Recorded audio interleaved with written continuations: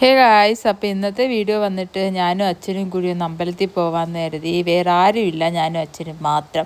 അപ്പം വൈകുന്നേരം ഒരു 5:30 ആയപ്പോഴത്തേക്ക് അച്ഛൻ പറഞ്ഞ് റെഡിയാവാം. അങ്ങനെ ഞാൻ പെട്ടെന്ന് റെഡിയായി. ഞാൻ കുളിക്കുകയൊക്കെ ചെയ്ത് പിന്നെ കുറച്ച് ഒരുങ്ങിയൊക്കെ ചെയ്തിട്ട് അമ്പലത്തിൽ പോകാമെന്ന് പറഞ്ഞ്.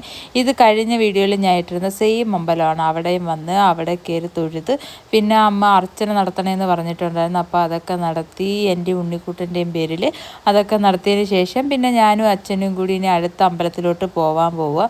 അടുത്ത പോകുന്നത് എൻ്റെ വീടിനടുത്ത് ആദിച്ചനല്ലൂർ എന്ന് പറയുന്ന സ്ഥലത്തുള്ള അമ്പലത്തിലൊക്കെയാണ്. അവിടെ 2 അമ്പലത്തിൽ പോകണം. അപ്പോൾ ഇതൊക്കെ ഞങ്ങൾ അവിടുത്തെ വഴിയാണ്. അപ്പം അതൊക്കെ കണ്ടപ്പോൾ എനിക്ക് എന്തോ ഭയങ്കരമായിട്ട് ഇഷ്ടപ്പെട്ടു. റോഡൊക്കെ എന്തോ ആ ഒരു സൺലൈറ്റിൻ്റെ അതാന്ന് തോന്നുന്നു, ആ ഒരു ഓറഞ്ച് ഷെയ്ഡൊക്കെ എനിക്ക് ഭയങ്കര ബ്യൂട്ടിഫുള്ളായിട്ട് തോന്നിയത് കൊണ്ട് ഞാൻ എടുത്ത് വെച്ചേക്കാമെന്ന് കരുതി. അപ്പോൾ എനിക്ക് വീഡിയോയിൽ ഇടാലോ. ഇത് കണ്ടോ, നമ്മൾ അവിടുത്തെ ചിറയാണ്. ഇത് സൂപ്പറാണ്, ഒഴുകി പോകണം. ഇത് പായൽ ഒടിച്ച് കിടക്കുവാണ്. ഇത് പഞ്ചായത്തുകാരാണെന്ന് തോന്നുന്നു റെഡിയാക്കണ്ടേ. അവരെപ്പോഴെങ്കിലും ആക്കുമായിരിക്കും. എന്തുകൊണ്ട് ആക്കുന്നില്ല എന്ന് എനിക്ക് അറിഞ്ഞുകൂടാ. വെള്ളം കിടക്കുന്നതുകൊണ്ടായിരിക്കും. നല്ല മഴയൊക്കെ പെയ്ത് നല്ല വെള്ളമുണ്ട്. ചിലപ്പം മനുഷ്യർ തന്നെ ആയിരിക്കും വൃത്തിയാക്കുന്നതല്ലേ, അവർക്ക് ഇറങ്ങാൻ ബുദ്ധിമുട്ടായതുകൊണ്ടായിരിക്കും ക്ലീൻ ചെയ്യാത്തത്. പിന്നെ ഇതിനകത്ത് ഇങ്ങനെ കുപ്പി വലിച്ചിടുന്നത് ഇത് ഏത് വൃത്തികെട്ട ആൾക്കാരാണെന്നറിയത്തില്ല, അത്രയും മോശമാക്കി ഇട്ടിട്ടുണ്ട്.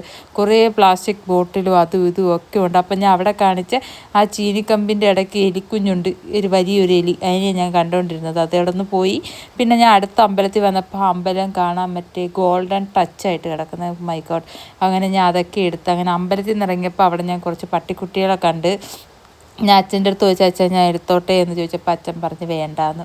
പിന്നെ ഞാൻ കരുതി വേണ്ടാന്ന്, കാരണം എന്നെ ഇപ്പോൾ പട്ടിയൊന്നും വളർത്താൻ ആരും സമ്മതിക്കാറില്ല. പിന്നെ അടുത്ത അമ്പലത്തിൽ വന്ന് അവിടെ നിന്ന് കുറേ നേരം ചെറിയൊക്കെ ആസ്വദിച്ചതിന് ശേഷം ഇനി ഞാൻ വെച്ചിട്ട്